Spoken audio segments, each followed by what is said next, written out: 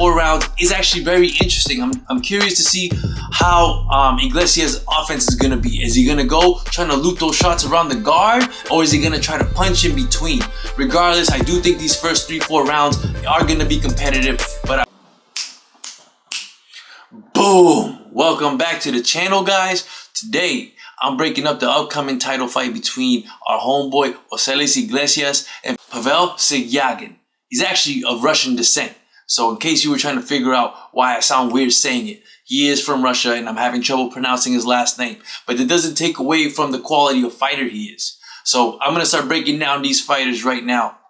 Osleys Iglesias is a overall very well-rounded fighter.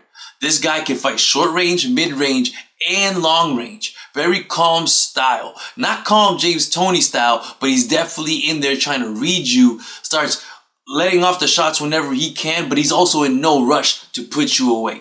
And that's surprising when somebody's 14-0 with 13 knockouts. You think, oh, this dude's a knockout puncher, and he is. But he's not a seek and kill him. He's a seek, break you down. You know, and in Pavel Silyagin, and again, if I'm pronouncing the name incorrectly, hey man, it is what it is. You know who it is, right? The guy fighting Iglesias.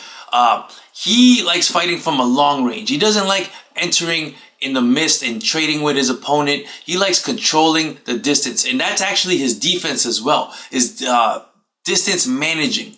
He doesn't want to go in there, trade with you, boom, boom, show you how tough he is. He's pawing with the jab. He'll extend the jab when he sees the opening, and he'll go in, combo off, and get out.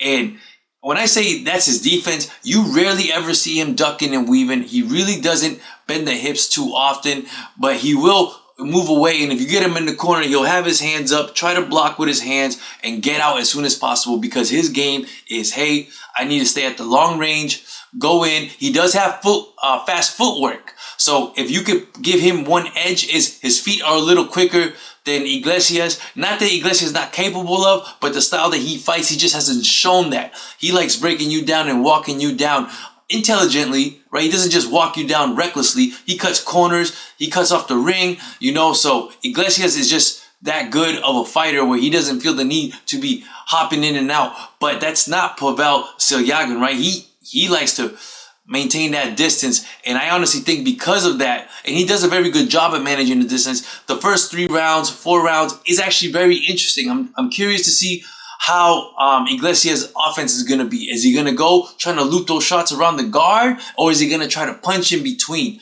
Regardless, I do think these first 3-4 rounds are going to be competitive, but what I think is going to happen is that Iglesias is going to start breaking him down once he starts getting his rhythm, right? Once he starts realizing, okay, he's throwing 3 punches, 2 punches, and then getting out and seeing in what direction that he's going, he's going to follow in that direction and follow suit and start incorporating his jab. I think the better jab is Iglesias, but not because it's faster necessarily, but because he could utilize it more in different ways. You know, he could, when they paw at each other, you know, Iglesias might be pawing to set up more powerful punches or keep the distance, as opposed to Pavel. He wants to maintain that distance at all times. So even though his jab is really good, it's also very predictable. And one more thing I don't like about Pavel is that he fights with his chin just a little too high for my liking.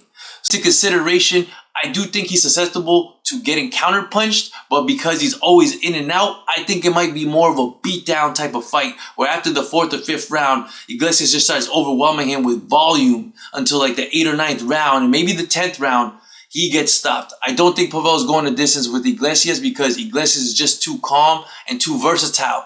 If something isn't working, he has more in the bag to pull out. So I think this might force Iglesias to show more of what he's capable of. But trust me, he's already shown that he's capable of a lot. And if we see even more of him, I'm telling you, these top dudes are going to run for him. There's no way Canelo would ever want to fight this guy. Like I said, in this fight, I definitely favor Iglesias by late round stoppage in a competitive early fight, with the latter being beatdown. You know, that's my prediction for this fight. Iglesias might be the best super middleweight in the world. There's only a certain amount of people that I can say will give him a good fight that he might actually lose, and that being maybe Lester Martinez, obviously Canelo Alvarez, and maybe Hamza Shiraz. You know, the rest of them, I would favor Iglesias over them hands down.